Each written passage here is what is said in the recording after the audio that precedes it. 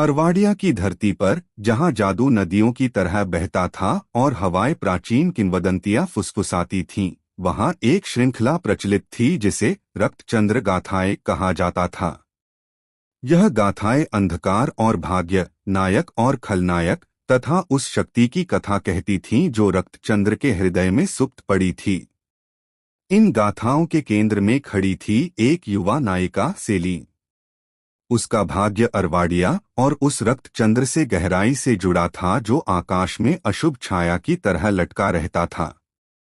अपने साहस और दृढ़ निश्चय के सहारे सेलीन ने प्राचीन भविष्यवाणियों के पीछे छिपे सत्य को जानने की यात्रा आरंभ की। वे भविष्यवाणियां जो कहती थीं कि एक दिन रक्तचंद्र उदित होगा और अंधकार पूरे राज्य पर छा जाएगा।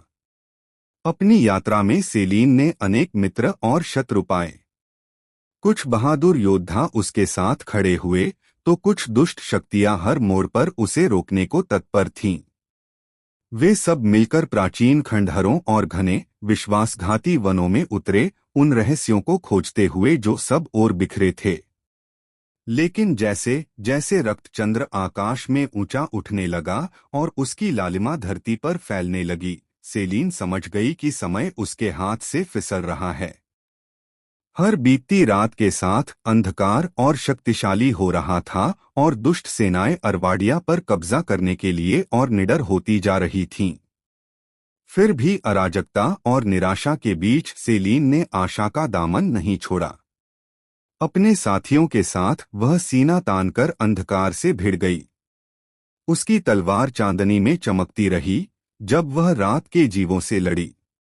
और इसी संघर्ष में उसने वे रहस्य उजागर किए जो सदियों से दफन थे, ऐसे रहस्य जो अंधकार को पराजित कर अरवाडिया में शांति बहाल करने की कुंजी थे। पर शायद सबसे बड़ा रहस्य रक्तचंद्र के पीछे छिपा सत्य था। अपनी यात्रा के अंतिम क्षणों में, जब वह सीधे उस अंधकार के स्रोत से आमने सामने खड़ी हुई, तो सेलीन को यह सच्चाई ज्ञात हुई, रक्तचंद्र कोई विनाश का दूत नहीं था, बल्कि आशा का दीप था। यह उस शक्ति का प्रतीक था जो हम सबके भीतर छिपी होती है और आवश्यकता के समय प्रकट होती है। आकाश में टंगे लाल चंद्र को निहारते हुए सेलीन जान गई कि उसकी यात्रा अभी समाप्त नहीं हुई।